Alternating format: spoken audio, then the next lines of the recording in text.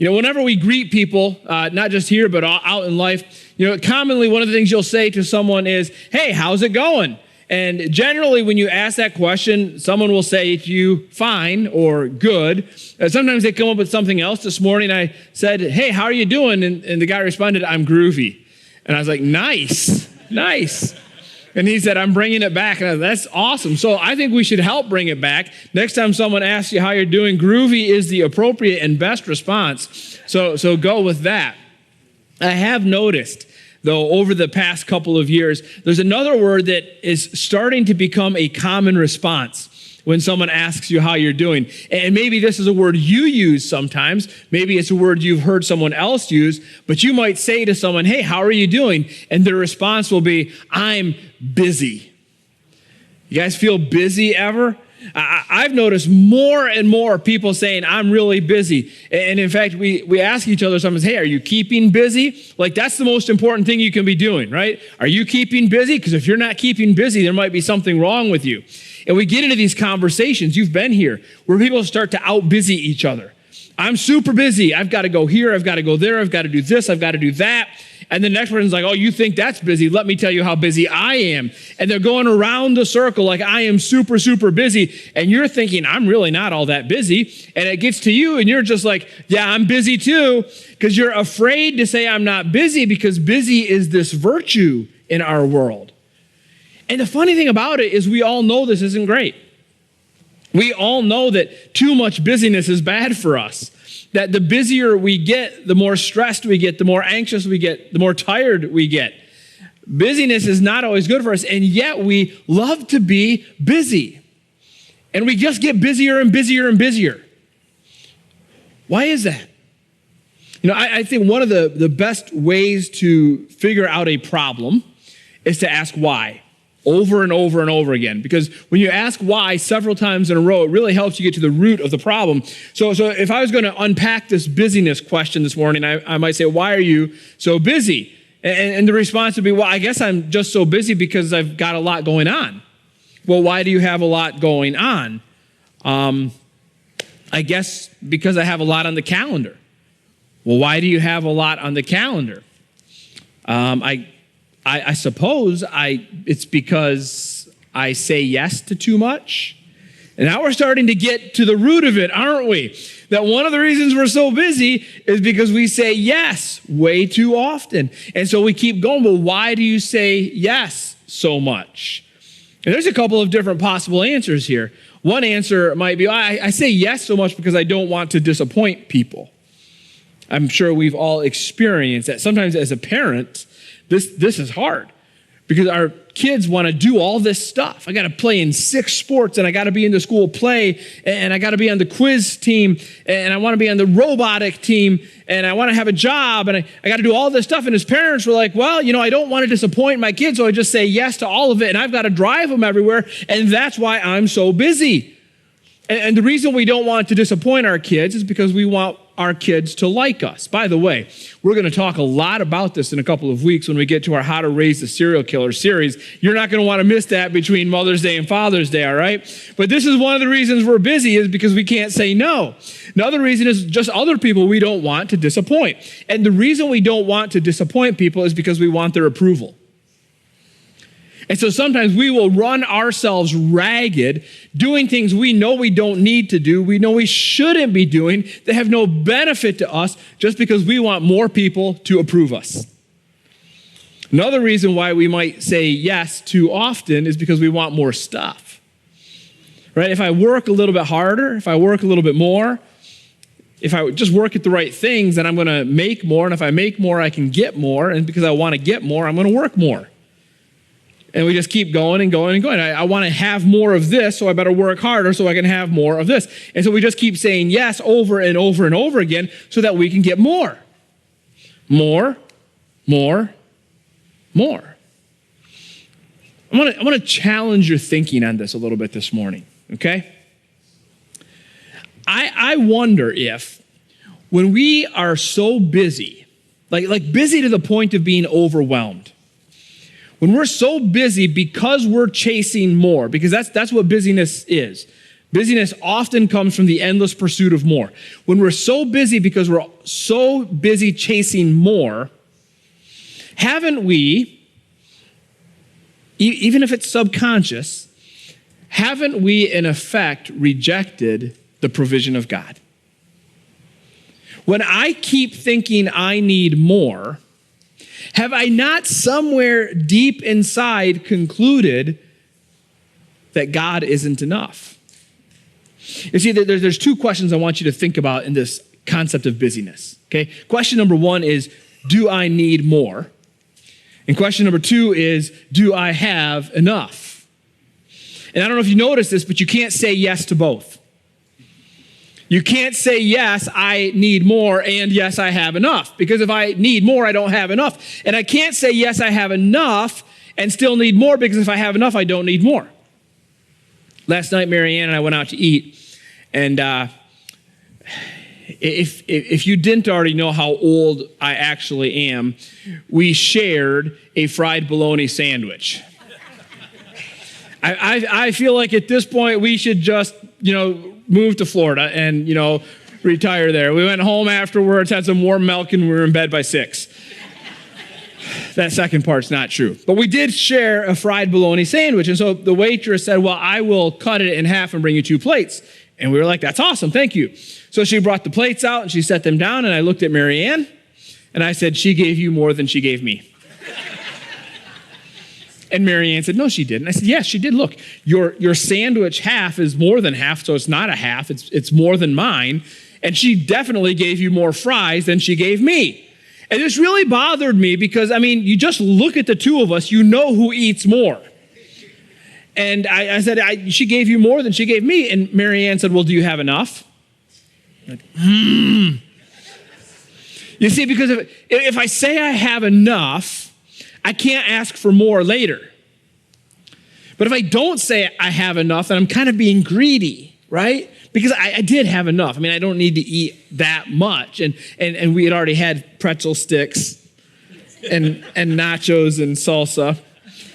So I did have enough. But you understand this, right? You can't say I have enough and I need more.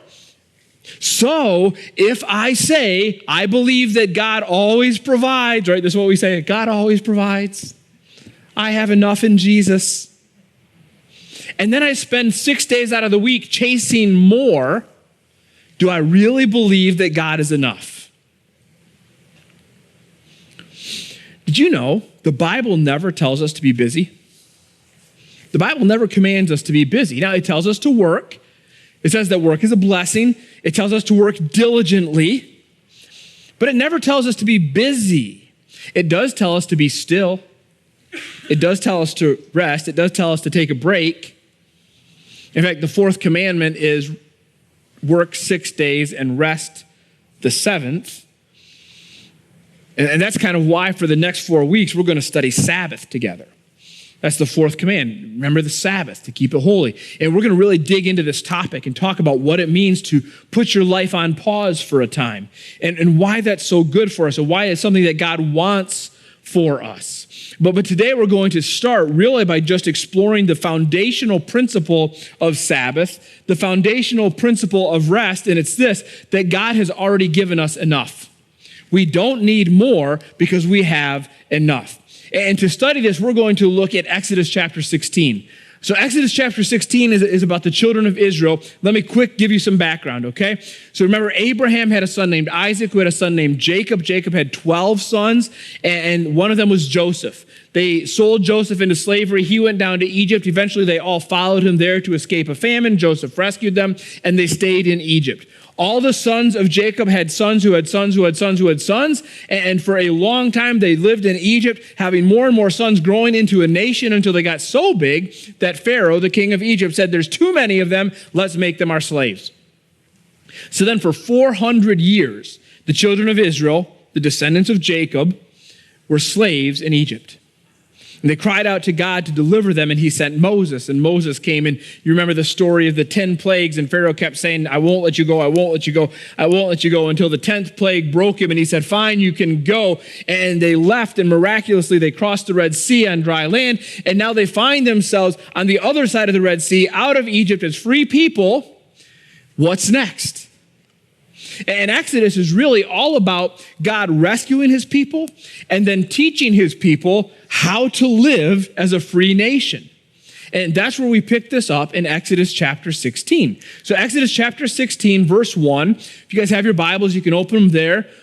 Pull it up on your phone or your tablet. We'll have it up on the screen if you want to read it there. It says this: they set out from Elim. Now just a quick note here. If you go back one verse, this is what it says. Verse 27 of chapter 15. Then they came to Elim, where there were 12 springs of water and 70 palm trees, and they encamped there by water. Now that sounds pretty awesome. You know, it's a beautiful place, water, springs, palm trees everywhere. This Elim was a really beautiful place. And now God says, time to leave. Now, this actually has nothing to do with our sermon this morning, but it's a really good life lesson, so I wanted to point it out to you. Sometimes God tells us to leave a really good place so he can take us to a better place. You see, God wants to take the people to the promised land, the land he had promised to Abraham. We call it the land of Canaan, the land flowing with milk and honey. And he wants to take them there, but he can't take them there if they don't leave Elim. So sometimes God takes us out of a really good place to take us to an even better place. But here's the thing, they have to go through the wilderness to get there. Do you guys hear the lesson in that? That sometimes if God's going to move me from where I am to where I need to be, he's going to have to take me through the wilderness. So if you sense God moving you, if you sense God pushing you, and you're like, I don't think I want to go into the wilderness, I'm in a really good place. Remember, on the other side of the wilderness is an even better place. Nothing to do with the sermon today, but really good lesson. So they set out from Elim, and all the congregation of the people of Israel came to the wilderness of Sin. We could call it Sin if you don't like that word Sin, which is in between Elim and Sinai on the 15th day of the second month after they had departed from the land of Egypt. Notice the timing here. It's the second month. It's the 15th day. So that means this is 45 days after they left Egypt. I want you to just chew on what that means. These are people who had lived their entire lives as slaves. They had never known anything but slavery. Generation after generation after generation, they had been enslaved by the Egyptians. They did not know what it meant to live as free people. They did not know how to be a nation. They knew very little about God or how to interact with him. And now here they are just 45 days out. They have got a lot to learn. So remember, God is going to teach them what they need to know in order to be his people. But things don't start very well. Look at verse 2. And the whole congregation of the people of Israel grumbled against Moses and Aaron in the wilderness. Understandable. They were in a good place, Elim. They left the good place. They're in the wilderness, and so they start to complain. And here's their complaint. And the people of Israel said to them, okay, knowing everything I've told you up to this point, I want you to listen to their complaint and just ask yourself, does that sound true? All right.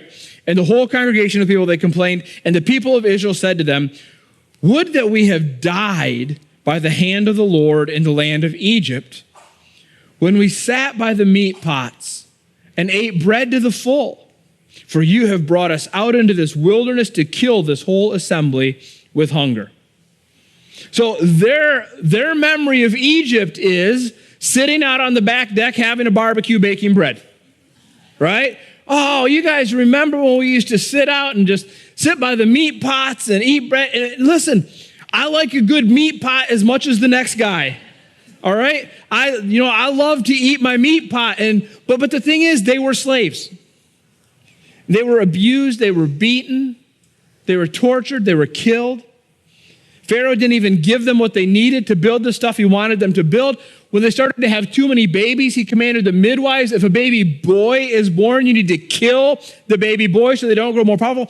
Egypt was not that great. It was not all meat pots and bread. But this is what we do when we complain, isn't it? When we complain, we look at the present moment and say, this is awful, but yesterday was awesome.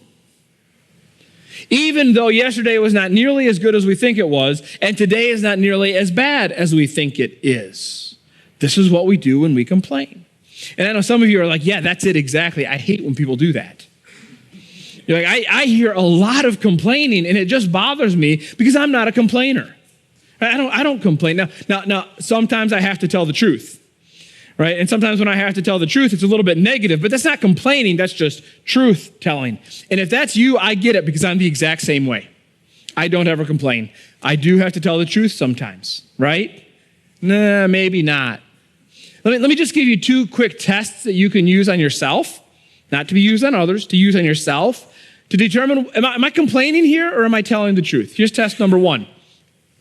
Am I looking for a solution? Do I want this to get better? You see, sometimes we like it when things are bad, so we can talk about how bad they are. That person is so rotten to me. That person treats me so awful. Did you hear what that person said? My situation is terrible. Everything is off the rails. I can't believe this is happening. And all you can do is talk about how bad it is, and you don't even want it to get better, because if it got better, you couldn't talk about how bad it is. If you're not looking for a solution, if you're not trying to make it better, then you're complaining. Here's test number 2. Are you taking any responsibility? Or is it everybody else's fault, right? It's my husband's fault. It's my wife's fault. It's the kid's fault. It's my parents' fault. It's my teacher's fault. It's my boss's fault. It's my student's fault. It's my employee's fault. It's my coworker's fault. It's my neighbor's fault. It's the politician's fault. It's the media's fault. It's everybody's fault but me. That's complaining, right? If you're really looking for the truth, you're going to find your own responsibility and say, in this situation, however bad it may be, what can I control? What can I do? I'm going to focus on that and leave the rest to God. Okay? So the people of Israel, though, they're complaining. Why are they complaining? They don't think they have enough. They need more. And we're going to see over and over again, it's that mindset of, I don't have enough, I need more, that keeps us from trusting God. Now, here's the thing. God is wanting to teach his people something. And so he's going to use this opportunity to teach them. And I love the way he does this, because a lot of times you may have heard about the Old Testament God. Have you heard about the Old Testament God? How he's different than the New Testament God? Like the Old Testament God, he's angry, and he's judgmental, and he's harsh, and he's violent, and he's just out to get people. You know, New Testament God, that's Jesus. He's happy. He loves everybody. He's kind all the time. Old Testament God, angry all the time, right? Well, look at what the Old Testament God does here. You got these people. Remember, he just rescued them from slavery. Slaves for 400 years. And he stepped in and rescued them. Now, 45 days later, what are they doing? They're complaining. If he really was this God that they say he is, what would he do here? He'd just zap them, right? Okay, that's enough. Zip it, zoop, and let's go find some other people to work with, right? But that's not what God does. Verse 4, then the Lord said to Moses, behold, I am about to rain bread from heaven for you. God says, how am I going to respond to their complaints?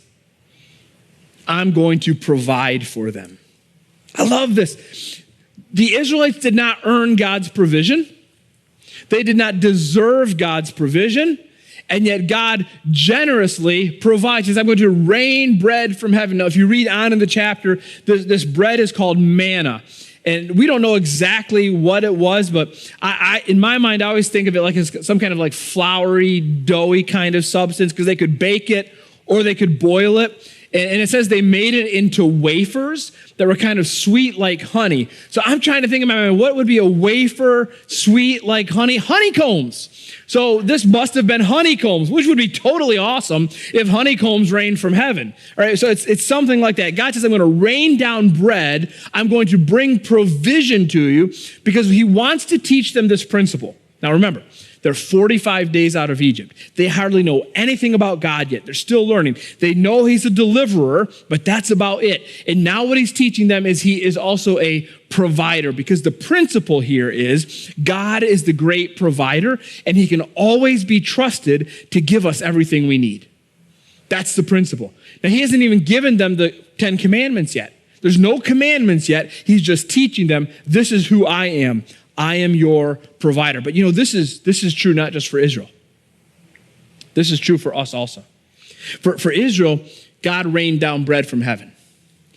1,500 years later, a man came down from heaven who called himself the bread of life. That's Jesus. And just as manna was provision for Israel, Jesus was God's provision for us. Manna, all that did was help their empty stomachs. But Jesus came to help our empty lives. You see, what Jesus did was he came and he lived here on earth his entire life without sin. That's something we could never do. You see, we do lack something. There is something we need more of. What we need more of is more righteousness, more holiness. Because if we don't have that, we can't spend eternity with God. But Jesus did that for us. Jesus came and he didn't need more righteousness. He didn't need more holiness because he lived perfectly, and then he died. And in his death, he took upon himself all of our sin, all the mistakes we've made, all the wrong things we've done, everything we've ever done to violate God's will. Jesus took all of that upon himself. And so when he died, our blame, our guilt, our shame died with him. And he went into the grave and he took it all there with him. And when he rose up from the grave, he left it there with him because that stuff belongs to death. And Jesus is not death, he is life. And so when I align my life with him, I don't have the death of my sin, I have the life of Jesus. That is God's greatest provision. And do you understand? If you have that, you don't need anything else. Because what Jesus provided for us was eternal. The manna, that was just temporary. Jesus, that's forever. God is the great provider, and he can be trusted to always give us what we need. Now, in his provision, God is going to give Israel a couple of rules. And these rules, again, he's teaching them. These rules are designed to teach them how to deal with his provision. So look again in verse 4. He says, I am about to rain bread from heaven for you, and the people shall go out and gather. He says, rule number 1, I will provide, but you have to work to gather that provision. They will go out and gather a day's portion every day, that I may test them whether they will walk in my law or not. God says, I will provide, but I want you to go out and work. Remember, work is not a curse, work is a blessing. Work is the means by which we receive God's provision for us. So when we don't work, we sometimes don't receive God's provision. That's how that works. Go on down to verse 16. God is continuing to teach them how this is going to work. And he says, this is what the Lord has commanded. Gather of it. Again, here's that first rule. I want you to go out and work to gather my provision, each one of you, as much as he can eat. This is awesome. See, again, if God was this harsh, judgmental, stingy God, he would have said something like, okay, fine, I'll give you enough, here, have this, ration it out, just be happy with what I've given you. But instead what he does is he says, here, look, have as much as you want. Have as much as you can eat. This is exactly what he said to Adam and Eve in the garden. He said, here's all the trees, you may freely eat from all of them but this one. That's what God is saying here. You may freely eat as much as you want, because when God provides, he provides generously. So he says, you may freely eat as much as you can. You shall each take an omer. That's kind of like their measurement. So you maybe think of it like as a gallon Ziploc bag. So when you go out to gather, each of you take a Ziploc bag according to the number of the persons that each of you has in this tent. So if you got 6 people living in your tent, you're going to need 6 Ziploc bags. Go out, fill them with the honeycombs, okay? 6 Ziploc bags. Verse 19, and Moses said to them, let no one leave any of it over till the morning. All right, here's rule number 2. Rule number 2 is important. Don't hoard God's provision. Rule number 1, go out and work to gather God's provision. Rule number 2, don't hoard God's provision. You see, sometimes when we're working to gather, we sometimes will take much more than we need. And what God is teaching his people is take what you need. In fact, as much as you think you'll eat, take that much. But don't leave any over. Don't take more than you need. But, verse 20, they did not listen to Moses. Some left part of it till the morning, and it bred worms and stank. So they get up in the morning, right? And they're, oh man, Dad's feet smell again. Oh wait, that's the manna. Oh, that's gross. It went bad. I guess Moses was right. We shouldn't take more than we need. You see, God is teaching them, this is how you live in a world where I provide for you. He was teaching them that they were not their own providers, that he was their provider. That's true for us as well.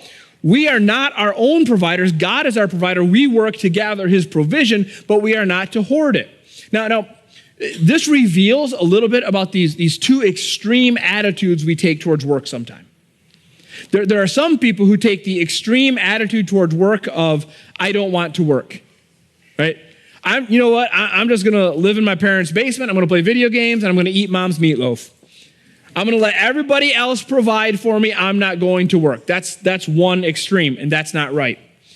But the other extreme is, I'm going to work so much. I'm going to work so hard. I'm going to drive myself to exhaustion. I'm going to be busy so that I can have more. That also is not God's design for work. We have to figure out how to find ourselves somewhere in the middle. Not lazy, not busy, working to gather God's provision for ourselves and those for whom we're responsible, but not hoarding God's provision.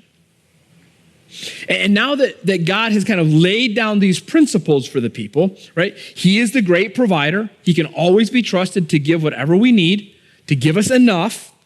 So we need to go out and work to gather it, but we don't want to hoard his provision. Now that he's taught them these basic principles, he is going to introduce them to this concept of Sabbath, right? He hasn't given them the 10 Commandments yet. That doesn't come till chapter 20. So there is no fourth commandment, remember the Sabbath to keep it holy. This is all brand new for them. So this is what happens. On the 6th day, verse 22, they gathered twice as much bread, 2 omers each, and when all the leaders of the congregation came and told Moses, he said to them, this is what the Lord has commanded.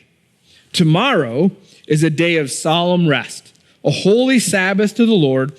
Bake what you will bake and boil what you will boil, and all that is left over lay aside to be kept till the morning. So Moses says we're changing the game a little bit today, and today only.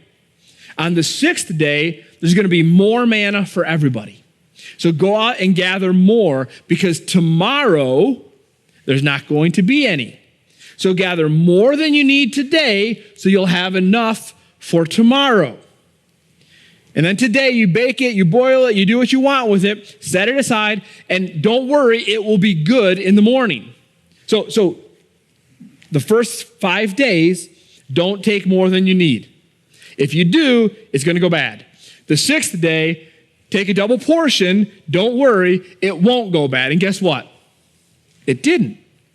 So God summarizes the principle for them in verse 28. It says, look, 6 days you shall gather it, but on the 7th day, which is a Sabbath, there will be none.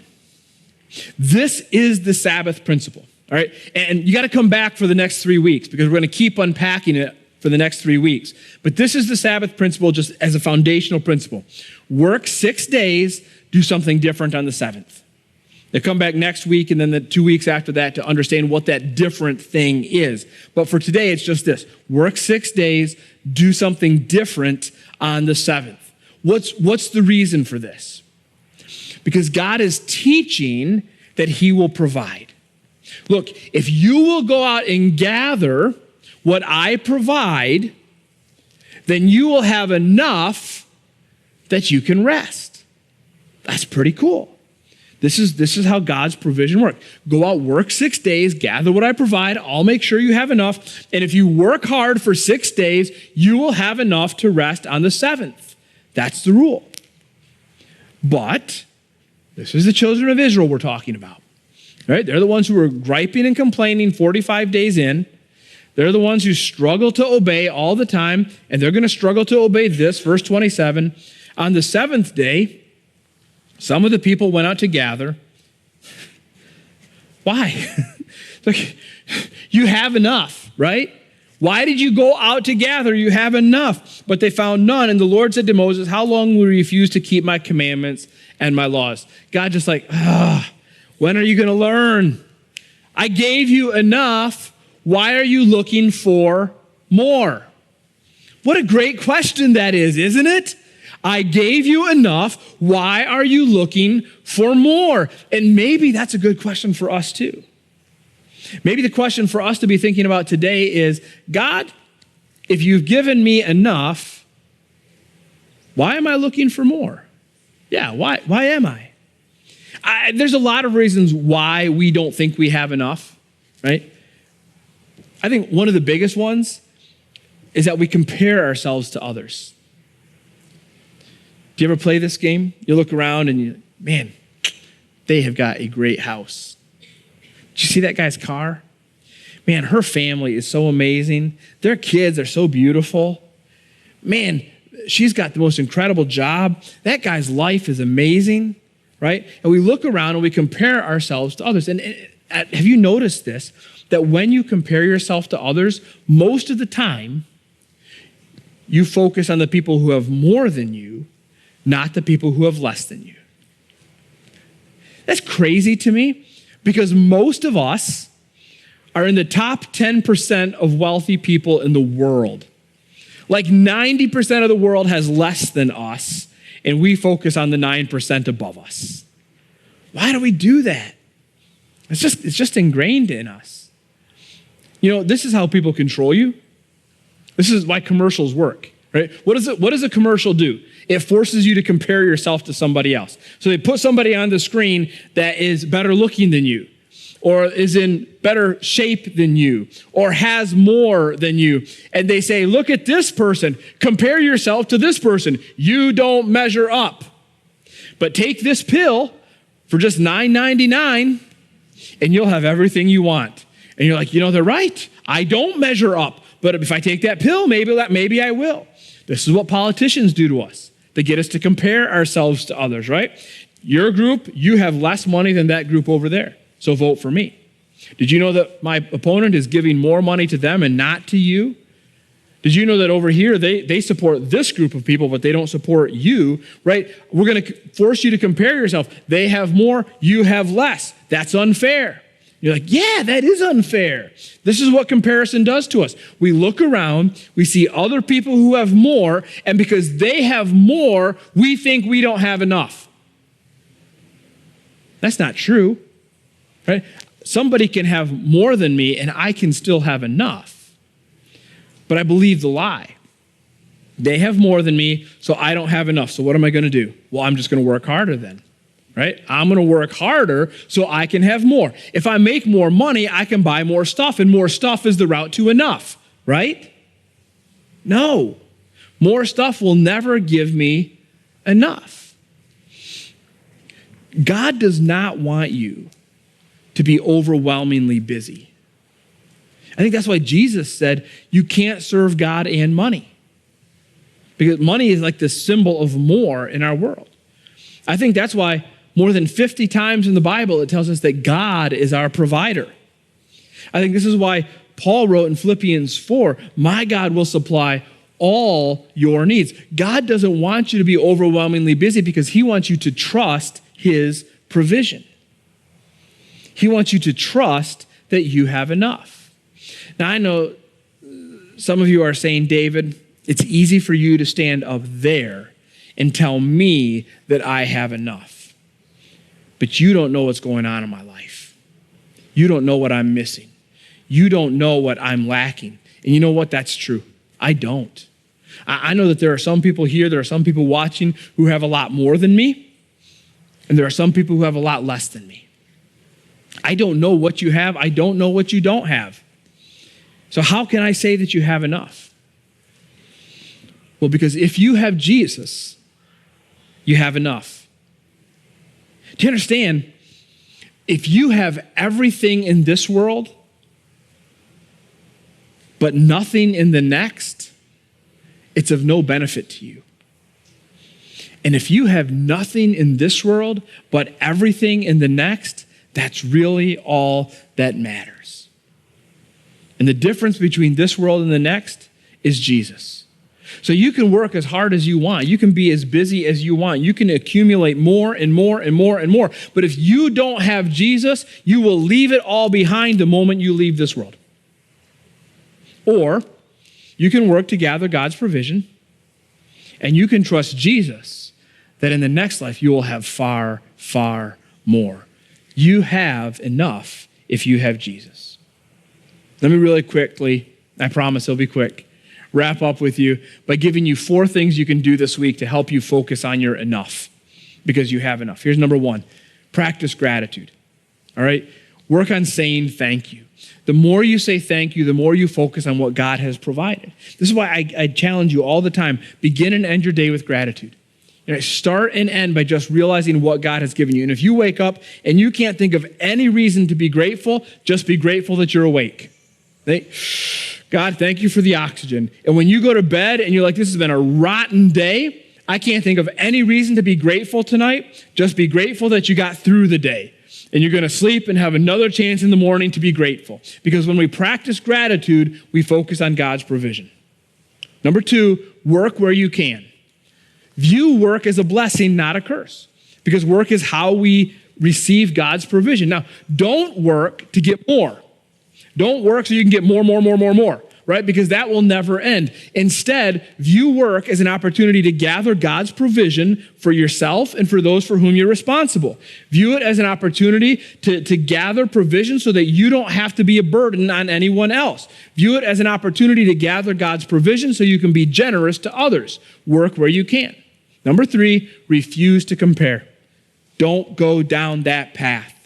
Comparison never leads anywhere good. So in that moment you feel yourself starting to compare yourself to someone else, turn it into gratitude. Like, how do I do that? Well, look at that guy over there. He has got such a great life. His life is so much better than mine. Wait a minute. God, thank you for giving him a great life, and thank you for giving me the life you've given me. It is enough. As you're driving home today and you drive past those really, really nice houses. Man, those are nice houses. God, thank you for giving them those houses. And thank you for giving me the house you've given me. It is enough. You see, when you take those comparisons, turn it into gratitude and remind yourself that it's enough. And now all of a sudden, you're realizing that you can trust God. Finally, do something different.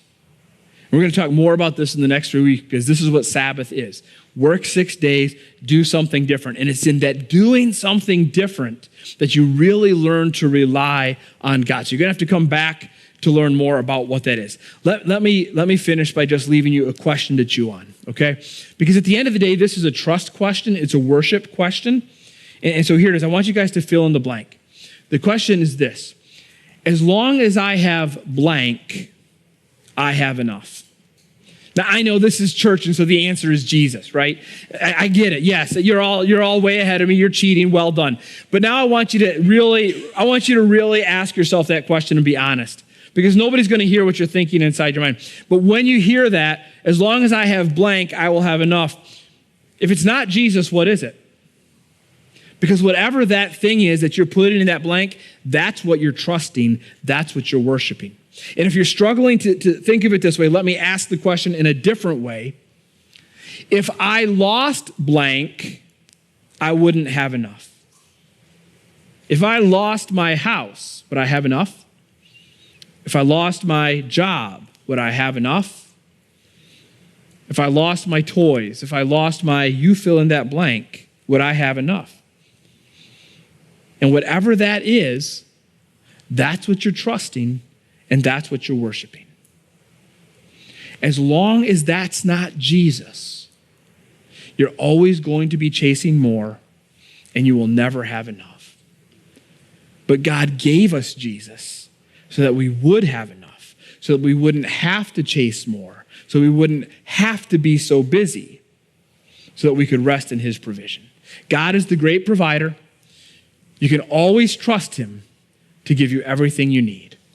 You have enough. Let's pray.